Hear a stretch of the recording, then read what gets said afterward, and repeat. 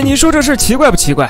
反正我说很奇怪。本期故事富有科幻色彩，喜欢科幻的小伙伴们可不要错过本期视频喽。玩家从某 MC 论坛上下载了一张地图，可以看到玩家现在所处的位置是一个太空空间站中，现在他已经身处浩瀚的宇宙星空中。虽然在现实生活中你可能无法实现宇宙梦，但是在 MC 中这绝对不是个事儿。玩家透过玻璃就可以看到宇宙中的行星，不知道看到这儿你有没有很期待本期视频的内容？好了，请各位老粉们动动你们尊贵的小手，长按屏幕中的点赞按钮，给个3连。新粉也赶快点个关注，成为老粉吧！咱们故事开始。可以看到，玩家现在所处的这座空间站还是非常大的，里面的物品设施也比较齐全。本次并不是玩家一个人游玩，很快他的朋友也加入了游戏。这座空间站里面有很多的补给装置，比如眼前的这个发射器，玩家只需要将自己的需求写在书本上，然后放进发射器内，稍等片刻，再次打开发射器，他就能获得自己想要的物资。因为空间站的储物箱太多，一个个去找的话会很浪费时间，所以这个补给装置非常的实用方便。前面也向大家介绍了，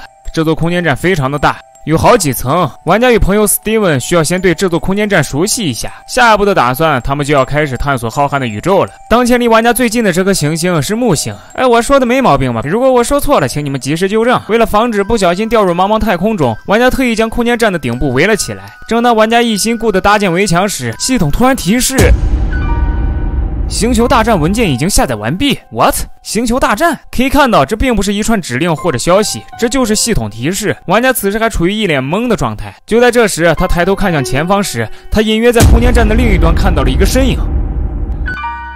玩家怀疑这可能是星星吧，应该是自己看走眼了，并没有告诉朋友。但随即朋友也说他看到了一个奇怪的身影，玩家赶快与朋友会合。这就奇怪了，服务器就玩家与 Steven 2个人，那这个突然出现的身影会是谁？为了安全起见，玩家去补给装置请求了一些武器，转身离开补给室时，玩家在走廊再次看到了那个身影。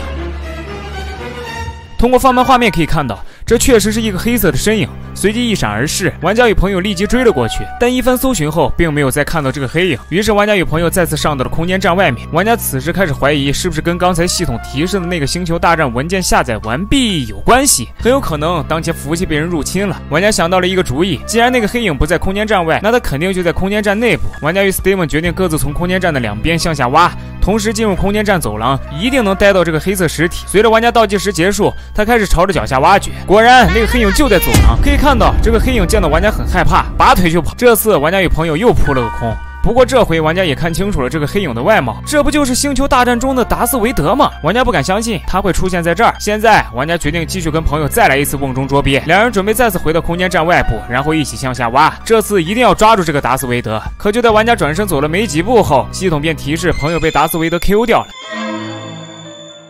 重生后的朋友身上没有了任何物资和装备，玩家只能再次来到补给室请求物资补给，但这次发射器里面的书没了。